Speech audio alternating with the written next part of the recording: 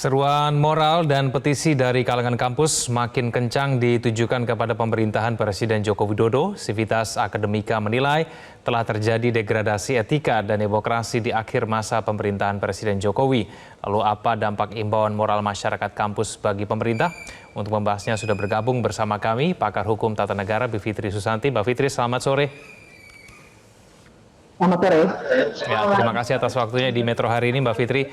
Mbak Fitri, gelombang aspirasi berbentuk petisi dari sejumlah kampus terus bermunculan dan bahkan mungkin akan menyusul lagi beberapa yang akan datang begitu ya. Kalau sampai sejumlah guru besar universitas sudah bersuara, Mbak Fitri, menurut Anda sudah seserius apa sih kondisi penyimpangan demokrasi dan ketatanegaraan di negara kita ini?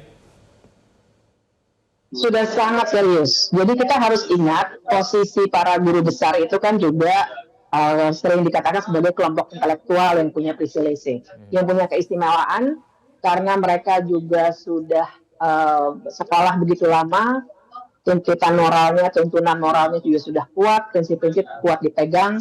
Dan kalau tadi Prof. Harpes itu juga bilang kami ini sudah tidak ada lagi yang dikejar.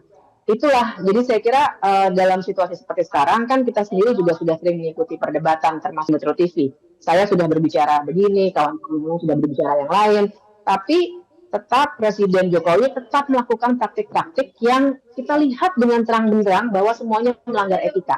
Sehingga pada akhirnya guru-guru besar harus turun untuk berkata secara tegas bahwa harus ada pertobatan etika dari Presiden Jokowi. Ini saya kira pesan yang sangat kuat. Dan kita bisa lihat persis ini bukan 1, 2, 3 orang profesor, tapi ini adalah kampus-kampus, semuanya juga kampus yang punya nama di Republik ini, punya sejarah panjang, dan tidak berhenti di hanya UGM, UII, UI, Andalas, tapi terus sampai Senin, Selasa, Rabu, saya juga sudah dapat beredar undangannya, masih akan terus bergulir. Artinya ini adalah persoalan yang sangat serius di negara ini, bukan soal partisan atau tidak partisan, tapi bagaimana kekuasaan pemerintahan tertinggi di negara ini disalahgunakan oleh orang yang punya wewenang. Gitu Mas Egan. Ya, tapi istana juga meresponnya menganggap bahwa ini ada hubungannya jangan-jangan dengan strategi elektoral begitu. Bagaimana menurut Anda? Ya, kita juga bisa lihat secara terang benderang ya. Kita bisa lihat di media sosial, baik yang dipotong ataupun yang utuh, kita akan lihat persis pesan-pesannya semua persoalan demokrasi, etika, moralitas. Tidak ada menyebut paslon manapun satupun. Yang dikritik adalah praktik oleh Pak Jokowi. Jadi kalau dikatakan partisan, persis seperti kata Prof. Harpes tadi, mana tunjukkan? Nggak ada sama sekali. Dan satu catatan yang menohok memang fakta bahwa kebanyakan dari guru-guru besar itu kan sebenarnya ASN. Dan mereka memang berusaha betul menjaga netralitas, tapi ketika semua persoalan sudah dikerahkan, semua wewenang Presiden dikerahkan oleh Pak Jokowi untuk memenangkan paslon tertentu, ya masa kaum intelektual mesti diam aja? Itu nanti seperti yang dikatakan oleh Julian Benda tuh, namanya pengkhianatan kaum intelektual pada moralitas dan nilai-nilai yang mereka pelajari selama ini.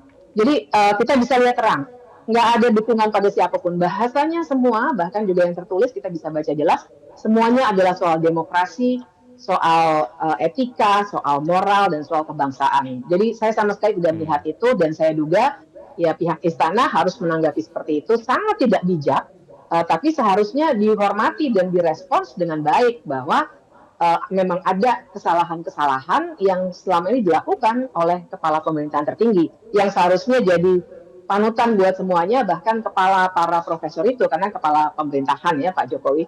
Tapi tidak ada jalan lain bagi kaum intelektual untuk bisa menyatakan sikapnya, selain tentu saja secara terbuka, kampus per kampus, semua guru besar dan juga dosen-dosen yang mungkin belum menjadi guru besar menyatakan sikap itu secara terbuka. Menurut Anda masih ada peluang Pak Jokowi untuk kemudian tidak membiarkan penyimpangan ini terus dilakukan, terus dibiarkan begitu, Pak Fitri? Masalahnya melakukan penyimpangan ini Pak Jokowi sendiri. Jadi dan kenapa akhirnya guru besar harus berbicara secara terbuka? Kan justru karena mereka tidak melihat jalan lain. Sekarang siapa yang bisa mengontrol seorang presiden di sebuah negara demokrasi seperti sekarang? Ada, namanya DPR. Tapi kita lihat DPR-nya juga sekarang mana sibuk nyalek, mana sibuk mengkampanyekan cawapres masing-masing, pragmatis sekali dalam soal politik dan lain sebagainya. Jadi kalau saya melihat apakah akan ada perbaikan dari Pak Jokowi tentu saja sangat pesimis. Tapi saya melihat tolak ukur kita ketika para guru besar menyatakan hal ini bukanlah perbaikannya, tapi bagaimana narasi perlawanan ini mesti terus bergaung karena semua warga harus dapat pendidikan juga bahwa yang dilakukan oleh Pak Jokowi itu salah. Harus ada yang mengatakan itu. Kalau tidak nanti ini jadi kebenaran yang baru. Seakan-akan semua orang untuk mendukung anaknya nepotisme secara terbuka seperti ini itu diperbolehkan dalam sebuah negara hukum seperti kita. Ya, Mbak Fitri, apakah mungkin muncul chaos itu kalau misalnya memang penyimpangan ini terus dibiarkan? Ini juga kekhawatiran dari Civitas Akademi UGM ya yang menyampaikan hal ini, Mbak Fitri. Ya, lama-kelamaan karena kan kita nih warga semuanya, saya menggeneralisir tentu saja ya, tapi kan kita ini seperti dianggap orang bodoh semua, yang kompas moralnya sudah rusak semua, kemudian kita dipertontonkan secara telanjang begini ya, kampanyenya, kampanye terselubung secara hukum, tapi secara kasat mata kita bisa lihat, tidak hanya Pak Jokowi, tapi juga menteri-menterinya yang tidak malu-malu lagi bikin kumpul-kumpul, bikin kumpul kepala desa, dan lain sebagainya. Kalau ini terus-menerus dibiarkan, tentu saja yang akan gelisah, yang akan marah tidak hanya para guru besar. Saya yakin sebenarnya banyak dari warga masyarakat yang juga merasa ini salah. Cuma mungkin dengan konteks masing-masing, mahasiswa mungkin ada kekhawatiran, karena mereka harus menempuh pendidikan, dibiayai orang tua. Mungkin ada kelompok-kelompok yang punya ketakutan, karena memang pemilu sekarang kan juga penuh rasa takut ya Mas Egan menurut saya. Banyak gugatan-gugatan, banyak tuntutan, ancaman verbal, dan lain sebagainya.